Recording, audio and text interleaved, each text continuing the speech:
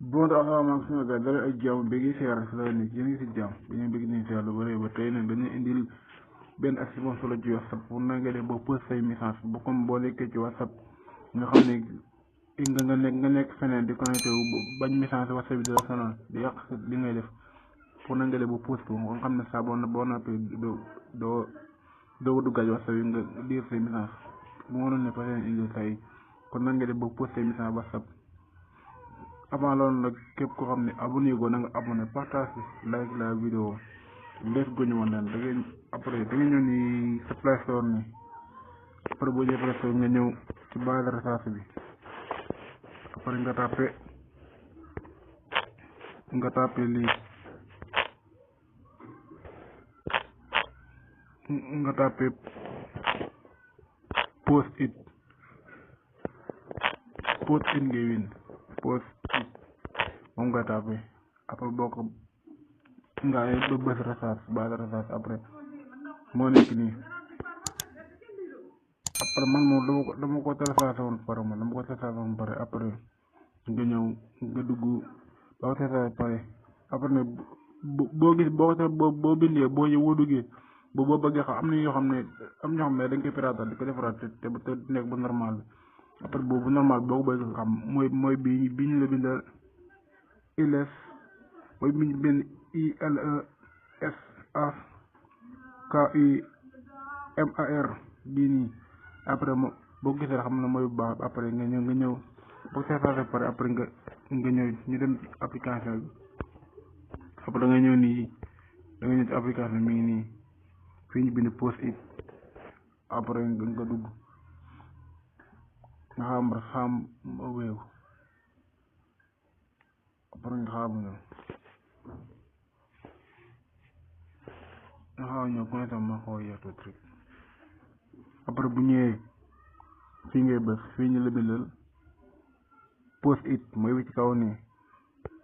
après moo ngay cliquer nga cliquer ko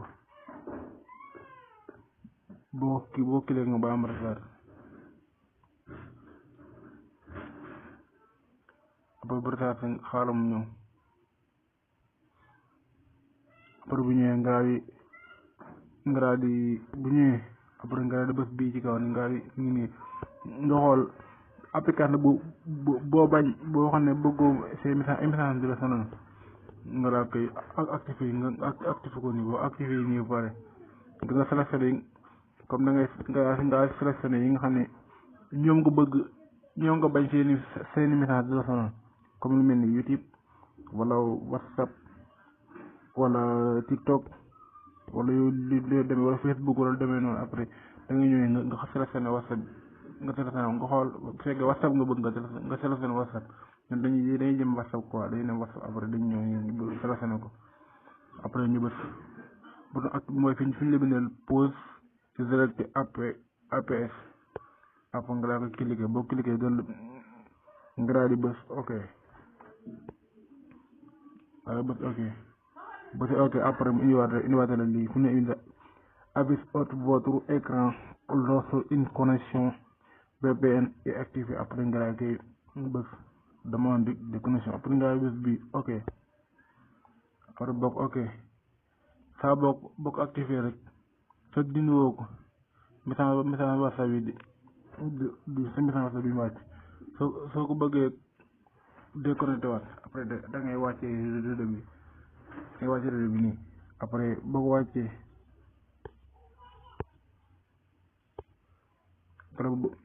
réseau bi nii da nga ko gis fii mu bindal la ko fii nii fi mu la bindal appareil est connecté à pause it après bu defal la benn caabi nii ci côté bi après da ngay dugg nii nga was boo ko wasee dana indi lii dana ñëw moo fi mu la bindal vous êtes connecté pause it que pas surveiller votre activité réseau y compris les emails l'application et les sites web daa lay bind fii ok ngay bés ok fii nii ok après mu indi la fii boo nga après nga daal di bés bu xam bu ci kaw ne bu bulay bi mooy film bi activé woon après nga daal koy décoché boo ko décoché mu indiwaat la fii indiwaat loolu ci application bi nga activé woon nga daal di bës fii nii nga koy décoché mooy kaas bi ñi mu defal lu bële yi après nga daal koy bës boo ko bësee rek mu daal di jeex na am xam saa boo duggee message saa boo ko duggee rek seen message yëpp day ñëwaat kon sama gars yi loolu la